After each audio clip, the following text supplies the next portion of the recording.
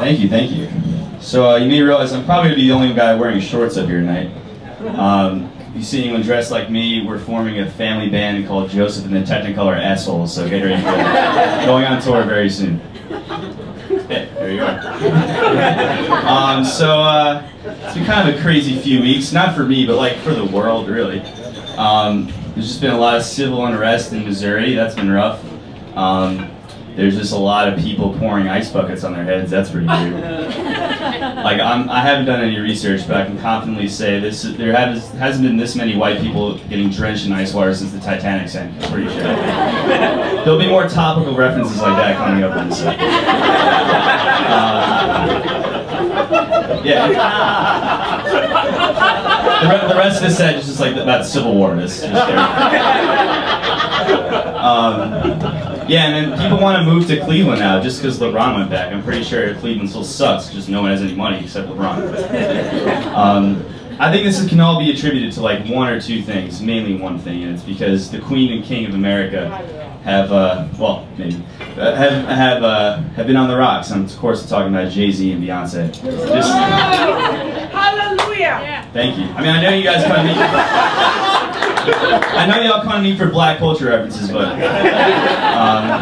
think about it. They've been on the rocks, man. Like, I'm pretty sure Beyonce, she's just too much for Jay-Z to handle. I mean, here's my theory.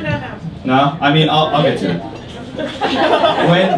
I'm pretty sure when Jay-Z proposed to her, she just created her own new word. She's like, all right, well, I'm gonna be your main girl. The word fiance, it's like fabulous and Beyonce combined. It's a new word. Jay-Z probably never heard of it. And that's actually, the word fiance is funny. It's my main argument for why gay marriage should be legal. Alright, well, a lot of fans who gay marriage. It's just, the word fiance, if you ever hear someone say, Where in the world? You ever hear someone say, you know what, like, I don't think those gays should be getting married. But dips in, spits. Alright, well, Cletus, why don't you think they should be getting married? What are you doing this weekend? Well, I'm actually going to pick out some flower arrangements with my fiance and my wedding planner. Oh, really? So you're against gay marriage? It's just vaguely French and weird, so that's, you know, there's nothing gayer than the word fiance anymore. But that's why gay marriage should be legal. So yeah, a lot of, think about it. You know, there's a lot of strife right now, and I think there's one guy we need that can be an American hero for all of us. His name is Tony Danza. Also very topical, a little more recent than the Titanic, I understand this.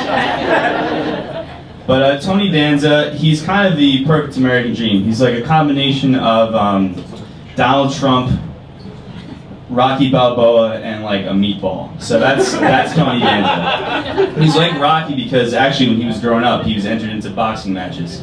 I read Tony Danza's Wikipedia page one day, so all of this is true. You can look it up later. I'm about to explain. Tony Danza grew up in Brooklyn, the son of two immigrant parents from Italy, so fantastic American dream right there. He was once entered into a boxing match, and he won a few and lost a few, but all of them were knockouts, so it was awesome, all of them. I think Tony has also shined like Donald Trump in that he is very good at self-advertising. Every single character he's ever played has been named Tony, so if you don't forget his name. He's actually had two shows called The Tony Danza Show. One was a sitcom, one was a talk show, so he couldn't think of another name.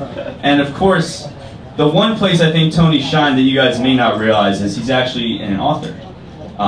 He had one TV show called Teach Tony Danza, which wasn't him learning, it was him teaching. He wrote a memoir about it called I Apologize to Every Teacher I've Ever Had at My Time at a High School in Northwest Philly. So he was an English teacher, so I feel bad for those kids. But the real place he shined, the one book he wrote that was great, I thought, was a cookbook. And it was called Don't Fill Up on the Andy Pots, Tony Danza and His Son's Mark's Family Cookbook.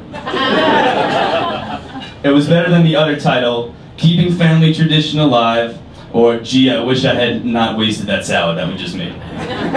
It involves such chapters as Uncle Vinny's Clam Bar and Did Somebody Order Pizza?